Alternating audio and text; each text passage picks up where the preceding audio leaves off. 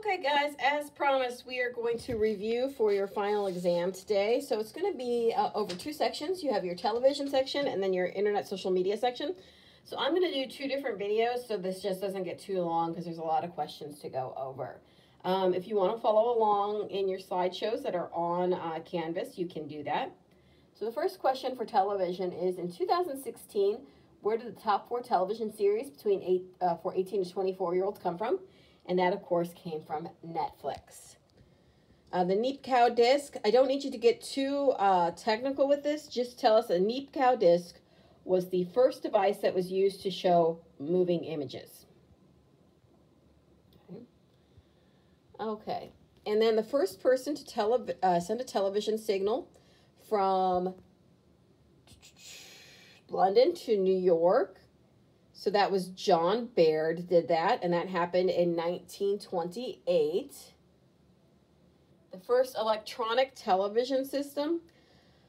Again, I'm going to give you two options because there's debate about who actually invented the first electronic television system came from. So you can either tell us Philo Farnsworth or Vladimir Zworykin. And either one of those would be acceptable. And then you can also, if you know both of them, that might be some bonus points that are available for you. The first demonstration of a 2-hour NBC broadcast took place at the World's Fair. Okay. And what year did the FCC grant construction permits to 2 commercial stations? That happened in 1941.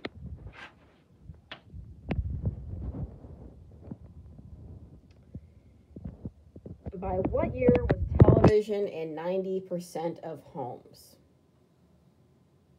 So that happened by 1959. Name 2 types of television genres that were popular in the 1950s. Again, you only need to know 2, but if you know more, that might be bonus points for you. So variety shows, sitcoms, or dramas, soap operas, and quiz shows were all very popular. What were 2 new genres of television that came about that were not carried over from radio? So things that happened on television that were never on radio. And those would be feature films and talk shows.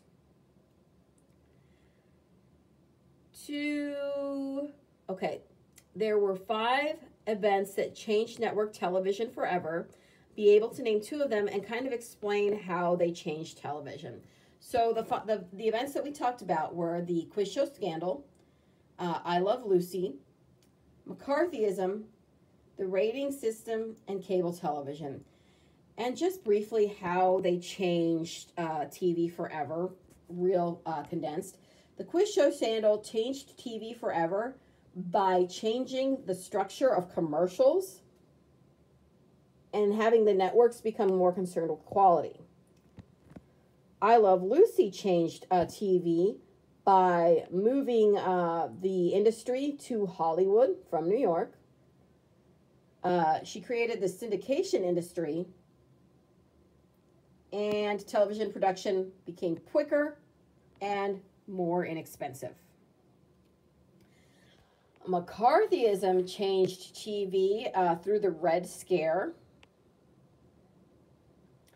but it also helped people realize that they have the ability to see and hear things and therefore have power. The Nielsen rating system changed television forever because it allowed people to show what they were watching. And the rating system is still changing television because there is not a one-size-fits-all approach to ratings anymore. And then, so those were each of the things we talked about that changed television forever. Oh, also cable television. Obviously, cable television changed TV forever because it gave people more options, more channels to choose from. And also, it stopped the dependence on commercials for the bulk of revenue.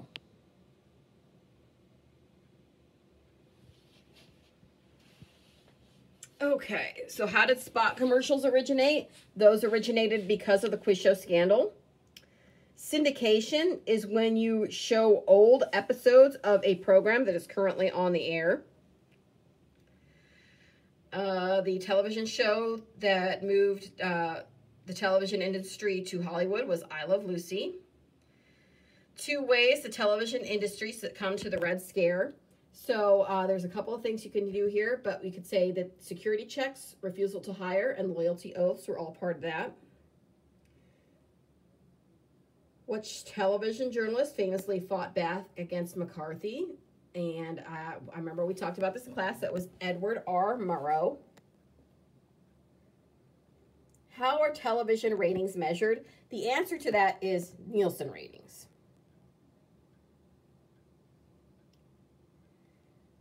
But then how do L+7 and C3 ratings differ from Nielsen ratings? They differ because they take into account different platforms and TV that's watched at different times than when the show originally airs.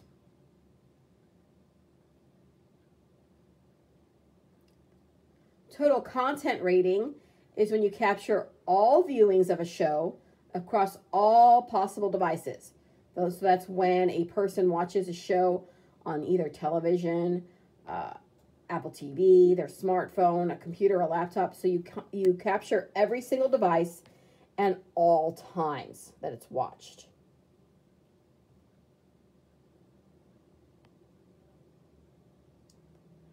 Okay, the difference between a rating and a share and being able to calculate each. Remember this. So ratings are households that are tuned into a given program, and that's measured against all households with television. So let's say that there's 1 million households that have television. If 400,000 people are watching that show, then to get their rating, you would take 400,000, the number of people watching the show, divided by how many TVs there are, 1 million. Hey, a share is a little bit different. A share calculates the households that are tuned into a given program divided by households that are actually turned on at that time. So there might be 1 million homes that have a television, but to get the share, you're only going to count the television sets that are on. And this is very important for like late night shows. Late night shows naturally have smaller audiences than primetime shows because people are not watching TV. People are going to bed. So to calculate the share, I will tell you 400,000 people watch the show, but only 800,000 TVs are actually turned on at that time. So then the rating would be 40, but the share would be 50. So the share is usually going to be a little bit higher because your denominator is just lower. The thing you're dividing by is lower. So be able to calculate the difference between a rating and a share if I give you some numbers.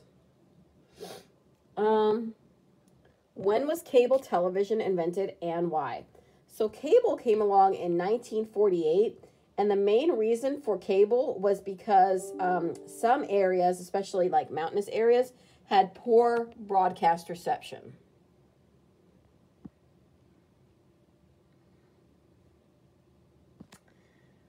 Okay, today, how many homes have cable television? Today, it's about 53 million homes. But that number is going to be falling. What were UFH channels created for? UHF channels were those educational channels. So that's where you got educational TV from. PBS was created in 1967. And it was created by the Public Broadcasting Act of 1967. So PBS took all those UHF channels and combined them and put them on PBS.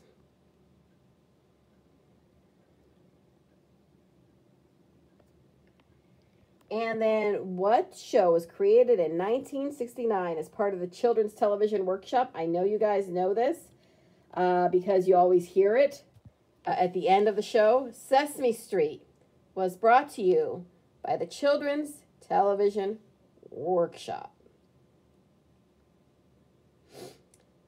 two famous television events that nearly the entire country watched in the 1960s. There was four of them. You only need to know two. The first one was the Nixon-Kennedy campaigns of 1960, which included the first televised debate, the aftermath of Kennedy's assassination, Neil Armstrong's walk on the moon, and footage from the civil rights and anti-Vietnam War leaders. So the protests and the civil rights movement. What percentage of U.S. homes have television? So 96% of all homes have television. How much TV does the average American watch in 1 week? About 32 hours and 1 minute. You don't need another 1 minute. I'll take 32 hours. Binge watching is when you watch multiple episodes of a show in one sitting. So this became real popular with Netflix because Netflix kind of was the first platform to decide we're going to just release an entire season of shows in one fell swoop. Usually with broadcast, you have to wait, a week to see the next show. But Netflix really kind of created a binge watching, and 70% of Americans admit to doing it. How much advertising is spent on television each year? About $80 billion. The average 30-second spot costs about $300,000, but during the Super Bowl, a 30-second spot costs about $5 million.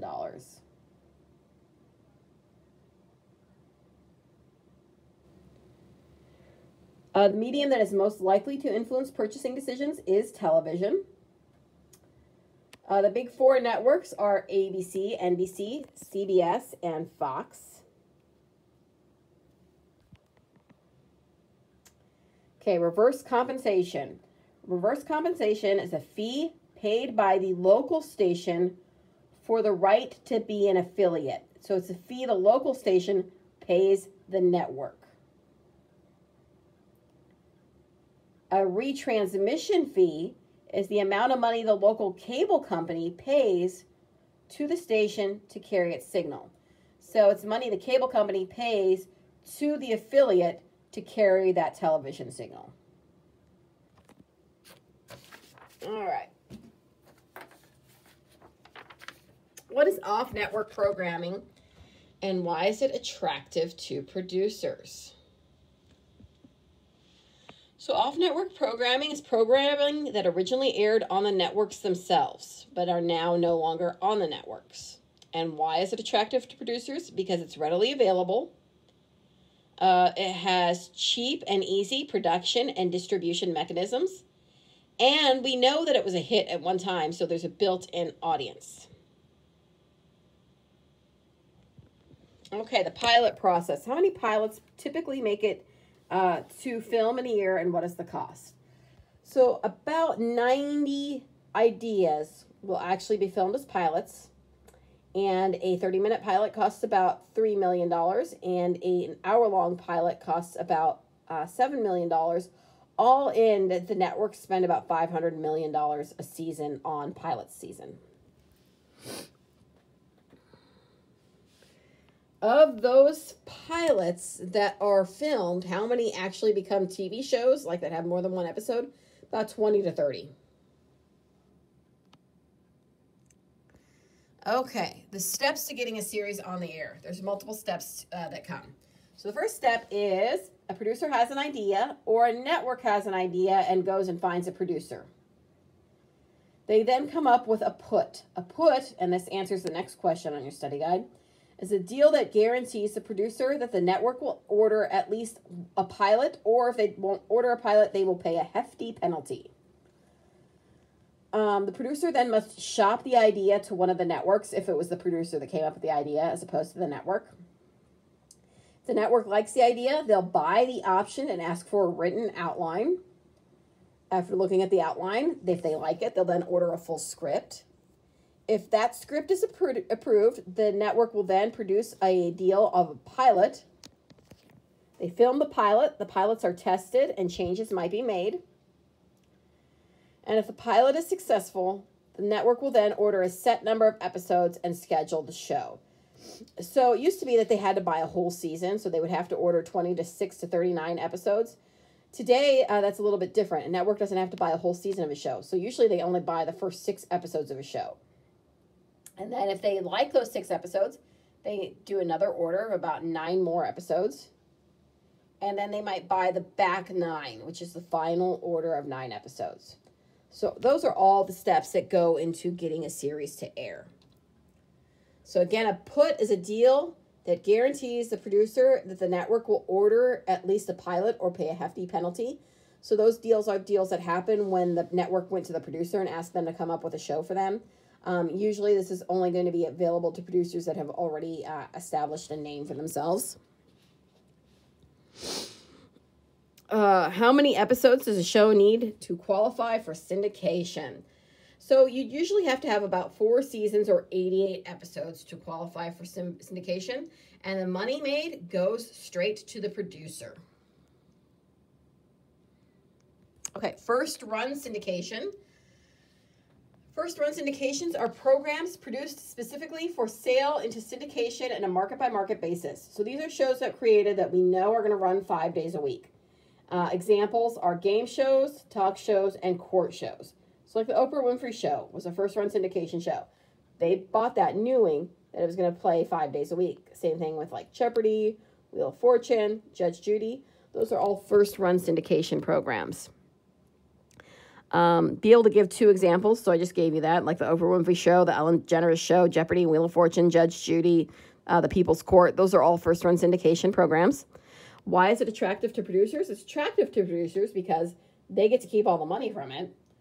They don't have to go through that big network process. The shows are generally inexpensive to make and distribute. They're easily stripped, which means it's easy to run them 5 times a week. They're easy to promote. There's no repeats. There's no reruns. So they're very attractive to producers. 2 shows that got straight to series orders. These are shows that did not have to go through the whole pilot process. The Good Place was one such show. Son of Zorn, Designated Survivor, and Somewhere Between were all shows that got a straight to series production.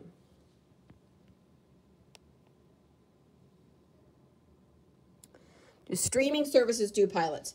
Generally, no. Generally, like I said, a streaming service, like especially Netflix, will just put the whole season of a show on all at once. So they don't do the whole pilot system. How much does Netflix spend on original programming in a year? Netflix will spend about $5 billion a year on original programming. So it spends a lot more than HBO. Again, remember, though, that Netflix seems to go for quantity, while HBO seems to go for quality. So what does HBO stand for, and when did it launch? HBO stood for Home Box Office, and it launched in 1972.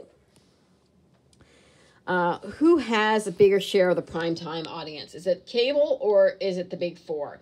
Right now, for the first time, cable's share of the primetime audience exceeded that of the big 4. So cable gets a bigger share of the audience. What is expanded basic cable? So expanded basic cable is when you get your basic cable channels, you get your local broadcast stations, and then you also get kind of like the channels on cable that people like Comedy Central, TBS, TNT, USA. 2 premium cable channels, and how do they differ from other cable channels? So premium cable channels are channels like HBO, Showtime, Sundance, and Cinemax. They differ in a few ways from regular cable shows. First of all, you have to pay an extra fee for the premium cable channels. And those channels are also free from regulatory constraint. So like on FX or AMC or Comedy Central, certain things will be blurred out. There's certain things that the censors won't let you air. But on premium cable, you can run it all. You can run nudity, you can run sex, you can run profanity. It's all fair game.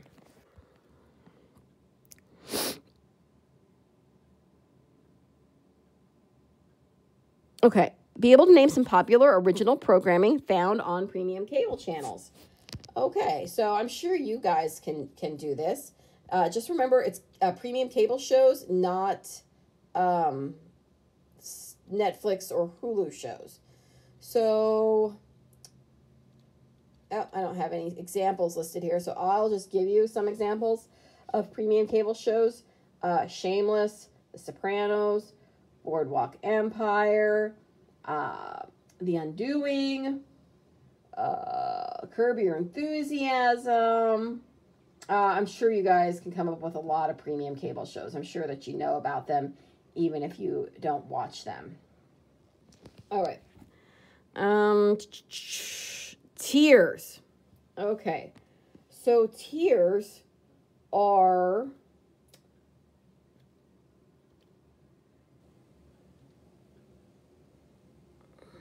I want to bring it up so that you can actually see it while I'm talking about it. Oh, I don't think I have it on here, but I know we talked about it. So tiers are the levels of programming available to you. So basically, like when you buy cable, there's different tiers available. So your first tier, your basic tier, might be like $20, and that gets you like broadcast stations and a bunch of home shopping channels. And the second tier is $30, and that gets you a little bit more. That gets you expanded basic cable. And then the third tier is $40, and that gets you expanded basic cable, plus really popular options like Disney Junior or Nickelodeon or AMC or FX. So tiers are basically levels of programming available to you. A skinny bundle is the lowest priced tier. It gives you the very basic channels.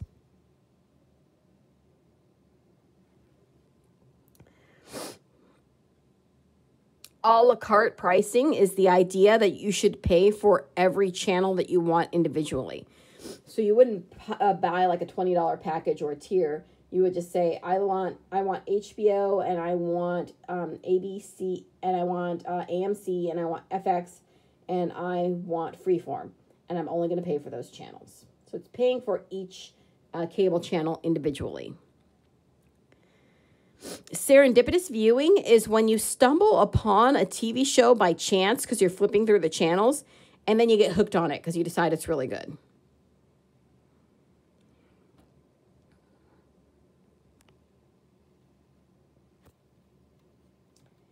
Okay, an MSO is a multiple system operation. So it's a company that owns several different cable franchises.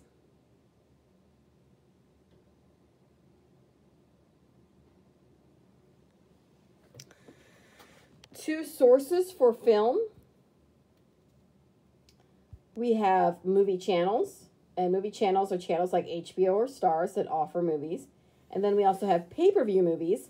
Those are generally new movies that have just come out in theaters, or pay-per-view events like boxing matches or championship games. DBS and the providers of DBS. So DBS is Direct Broadcast Satellite, and that's DirecTV and Dish Network. Cord cutting is when you get rid of cable. You get rid of cable and you get rid of satellite and you go to internet-only television. A cord never is someone who has never subscribed to cable or satellite. OTT is an over-the-top television. It's a little box that you basically put on your television that allows you to get TV. So it used to be like a DVR when you had cable. But now even with like Apple TV or Roku, you often get a little tiny box that you put near your television to get the signal. And instead of over-the-top boxes, now a lot of times we have just like a Fire Stick.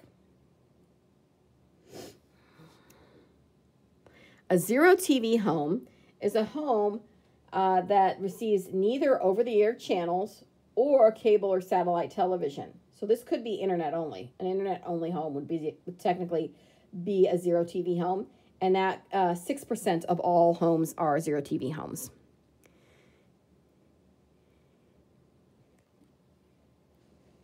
Ooh, all right, VCR. When was the VCR invented? The VCR was invented in 1976.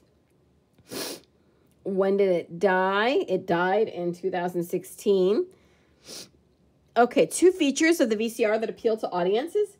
One was time shifting, so that allowed you to watch a show at a later time, and zipping, which was fast forwarding through commercials. When did a DVD player go on sale? DVD players went on sale in 1996. 2 features of DVD players that people liked. First of all, they liked that there was no ads. There was no loss of fidelity. They could have subtitles or have scene selections or bonus features. 2 streaming video providers. So you guys know what streaming services are. So that's Netflix, Hulu, Amazon, YouTube. And, of course, now we have Apple TV and Disney Plus. Those are all streaming services.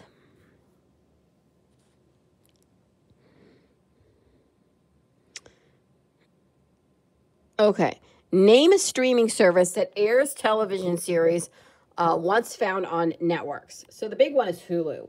Hulu streams television shows that were on TV, and usually they go on, like, they air new episodes of the shows one day after they air. So, like, Grey's Anatomy airs on the networks on Thursday, and Hulu has it on Friday. Multiplexing. Okay. So multiplexing is when you carry 2 or more different signals on the same channel. 2 features of interactive cable.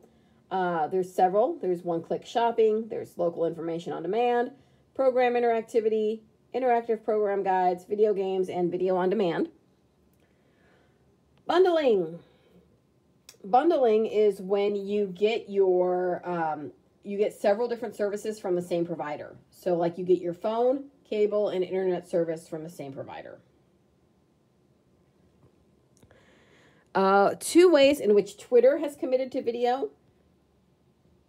Twitter has committed to video by carrying live streams of games, original programming from things like the NBA, and also live streaming political events. How did Periscope and Facebook Live enter the political spotlight? So when Democrats wanted to talk about gun control in the Senate, there was a lot of pushback from Republicans about that, and they decided to close the Senate to television cameras. So a lot of senators who wanted the debate to be out there broadcast from the Senate floor using either Periscope or Facebook Live. Okay, so that's the review for part 1, cable and television. So I'm going to post this, and then I'm going to film and post part 2, which is internet and social media, right after this, and that's going to be a biggie. That's the long one, so be ready for it. Okay, so this is final review, part 1.